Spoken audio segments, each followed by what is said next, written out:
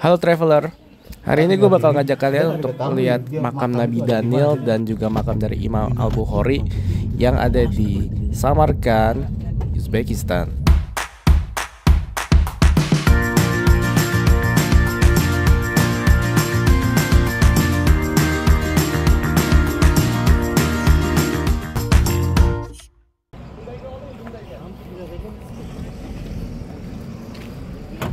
Oke guys, jadi kita lagi masih di Samarkand. Kita mau ke makamnya Nabi Daniel. Ya mungkin teman-teman ya muslim masih kurang familiar ya sama Nabi Daniel tuh yang mana saja. Biasanya kan di Al-Quran cuma ceritanya 25 nabi, tapi emang ada banyak nabi lain yang tidak diceritakan di Al-Quran, tapi memang mereka menyebarkan agama Allah ya, agama tauhid. Dan ya salah satu Nabi Daniel ya, kita sekarang bakalan berkunjung ke makam yang dipercaya sebagai makamnya Nabi Daniel. Oke. Ya, ini pemandangan jalan ke makam Nabi Daniel ya, dari tempat parkirnya ya cukup indah, soalnya ada bukit-bukit, terus ada sungai juga. Ini kayak perjalanan ke sananya kayak cukup menyenangkan nih. Karena the scenery is very beautiful.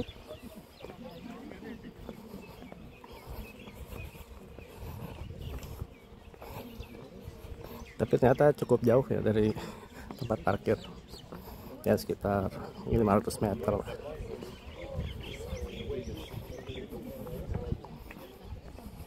Stay tune, kita mau beli tiket dulu, nanti kita sambung lagi, oke? Nama saya. Oh, Daniel tuh. Jadi kamu tuh Daniel dong. Saya kalau bahasa Inggris nada. Nah, beliau ini meninggal ya pada saat ada pasukan Islam menyerbu Persia, Iran ya. Ada panglima perang ya, yang memberitahukan kepada Umar bin Khattab bahwa mereka menemukan suatu jenazah yang usianya 300 tahun lebih, tapi jenazahnya tidak membusuk. Tidak membusuk. Nah, kemudian Umar bin Khattab bilang bahwa ini adalah makam Nabi Daniel. Nah, untuk mencegah kekufuran orang-orang Islam, sama beliau jenazah itu disuruh dipindahkan ke 13 tempat. Ya, nah, dari 13 tempat itu tidak diberitahukan yang mana yang asli makam dari Nabi Daniel. Nah, makanya makam Nabi Daniel ini ada banyak di 13 tempat. Di Mesir ada Bapak Ibu, di Iran ada, di Mesir saya pernah ketemu, di Alexandria, di Syria ada, betul. Ada 13, nah, itu disengaja oleh Umar bin Khattab supaya kita tidak menyembah dari nama Nabi Daniel, karena diinformasikan mayat Nabi Daniel itu tidak membusuk. Nah, makanya informasi dari Mas Doni ini diambil dari Iran, mungkin ini benar ya, karena waktu itu Amir Timur waktu merebut Iran, yang waktu dia menaklukkan Iran, dia itu mengambil beberapa peninggalan Islam. Ya, contohnya di Tashkent itu ada Al-Quran yang kena cipratan darah dari Utsman bin Affan. Nah, kan nggak mungkin Al-Quran itu ada di Uzbekistan. Dan Al-Quran itu diambil oleh Amir Timur di negara yang dia taklukkan. Mungkin aja di Anatolia. Saya juga nggak tahu ya. Mungkin di mana. Itu dibawa oleh Amir Timur ke Uzbekistan. Salah satunya adalah makam ini, Bapak Ibu. Tapi kenapa dia tinggi banget? Nah, kenapa dia panjang banget? Itu waktu dibawa oleh Amir Timur ke sini, itu tidak diketahui di mana posisinya sebenarnya. Nah, ditaruh aja di tempat ini. Nah, makanya dibuat panjang sekali. Sama dengan kalau Bapak Ibu pernah ke Aqsa ya, makamnya Yusuf bin Nun. Pernah nggak? Yusuf bin Nun, betul? Iya. Yang ada di Jordan. Di Jordan, Yusuf bin Nun. Yusuf bin Nun itu yang membawa kaum Bani Israel masuk ke negara tanah yang dijanjikan di Palestina. Nah, makamnya itu sepanjang 7 meter. Kenapa dibuat makam 7 meter? Kan itu rumahnya Yusuf bin Nun.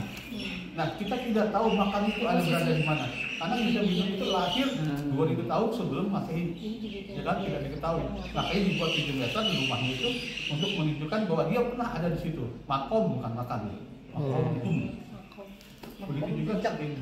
Kalau Kristen ya panggilnya gimana? Saint ya? Saint. Saint. Orang Saint Alexander, namanya Alexander II, datang ke sini tahun 1991 karena kan ininya mati, pohonnya mati, dan dia ambil airnya yang mereka punya kan, air suci kan, dia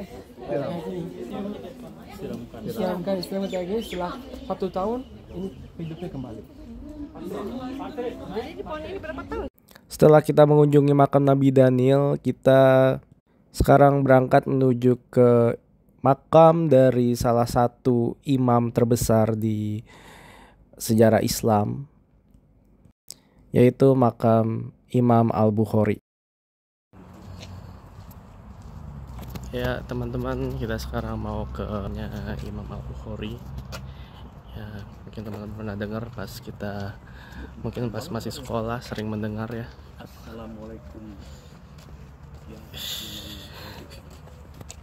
Ada yang masuk TV. Ya, jadi kebetulan ini makam Imam Al-Bukhari yang beliau seorang yang semacam sufi ya, yang ngurusin hadis-hadis. Dan ini sekarang posisinya sebenarnya sedang direnovasi.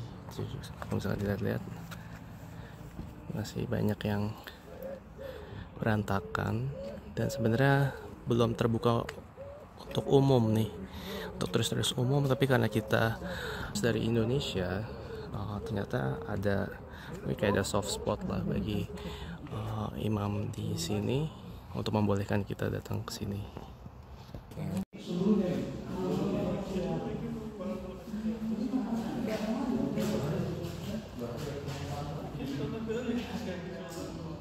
Oke guys, ini nanti bentuk Imam Al-Bukhari yang nanti kalau udah jadi bentuknya kayak begini.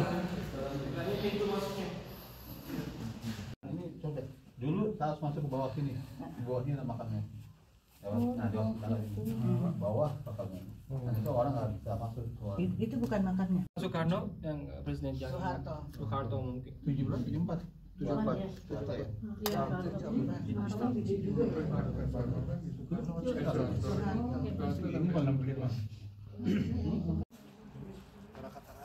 Ini sangat makom Imam Al-Bukhari yang belum selesai ya. Bisa dilihat kalau misalnya udah selesai mungkin akan sangat megah sekali ya. Tapi ya sayangnya karena belum selesai kita pun tidak jadi untuk berkunjung ke makomnya. Cuman kita akan mendoakan dari tempat lain ya. Karena kita sudah datang ke sini juga, jadi ya ini yang sejauh yang bisa kita lakukan ya. Perjalanan kita hari ini sampai di sini. Di video berikutnya kita bakalan jalan-jalan ke kota selanjutnya, yaitu Bukhara. Jangan lupa like dan subscribe channel Karniologi buat info-info travel seru lainnya. See you in next video.